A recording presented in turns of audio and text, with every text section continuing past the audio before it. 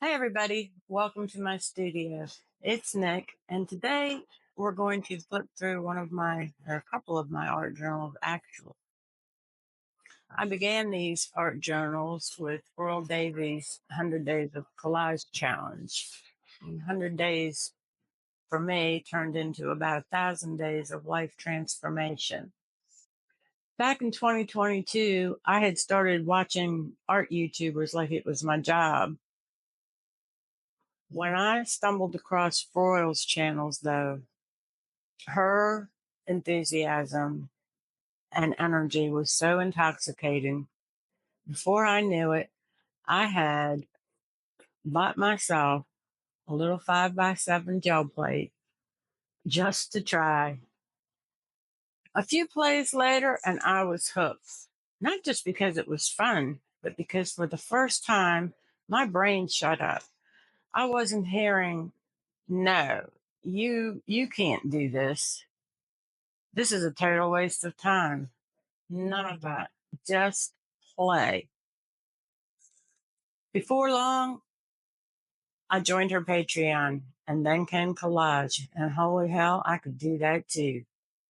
No rules, no overthinking, just my gel prints, World's inspiration packs, and a whole lot of matte medium.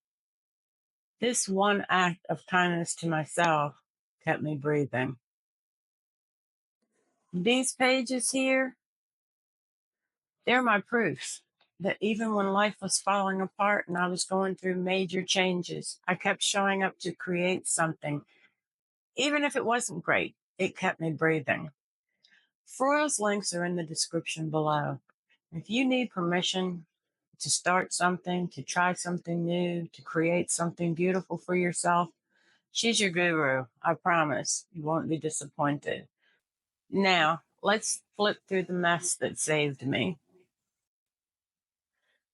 The first prompt was doors, and I love doors, and I really enjoyed doing these pages.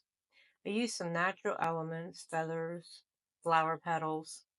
The pages took hours to dry. There's many layers, but they feel like me. Doors are symbols of what's next, don't you think? Bridges was the next prompt, and I struggled with these. I love bridges, and they remind me of how you want to get from one point to where you want to be. These pages are pretty shaky, but I did keep showing up.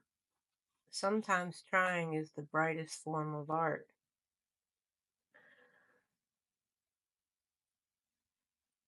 Florals were next. The first two pages I really liked, and I remember really enjoying the process of making them. The next two pages, I don't know, was I trying to force happiness or what? But that's a lot of glitter. So much glitter. Glitter can make anybody happy. These next two pages are my boho dreams. I really love the boho style, and I remember really enjoying making these pages. The next prompt was, I believe, your favorite artist, and I chose Monet. He is one of my favorites. But then I deviated from this journal because I wanted to be able to pull my pages out to work on them. Don't remember exactly why I was feeling like that. This was the next Monet inspired piece that I did. And then this one. I just love the peacefulness of this one, and I always wondered what she was thinking. This one, I don't remember if this was a Monet inspired or Froyle inspired. It's definitely her papers in here, but there's one of mine in there as well. Either way, it reminds me of a sunset. And this is a mix of both papers from one of Froyle's inspiration packs and my own gel prints. And I love how they complement each other. The next prompt was stairs, and I only did one page with stairs, and life had gotten rather loud at this point. But I love how the stairs are going up towards the sun. It's funny how the prompts rather mirror life: doors, bridges, stairs. And then I went off on my own. This is my take on one of my favorite Ansel Adams photographs, and I never even finished it. Maybe one day. This one might have been part of the challenge. I don't remember. Birds feeling caged, kind of like how I was feeling. And then butterflies. Again, I don't remember if this was part of the challenge or not, but I enjoyed making that one. It's one of my favorites. And this spread came out of one of Froyle's inspiration packs. They always seem to arrive just when I needed them the most. This spread was a total disaster. I have no idea what I was thinking or what went wrong. These two bright pages were me pondering my next move, which became an actual move. And this page was an experimental page.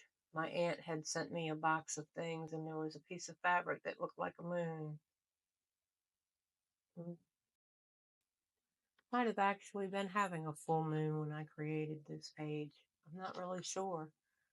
It was a very confusing time for me. And these two pages, the first I was rather happy, and the second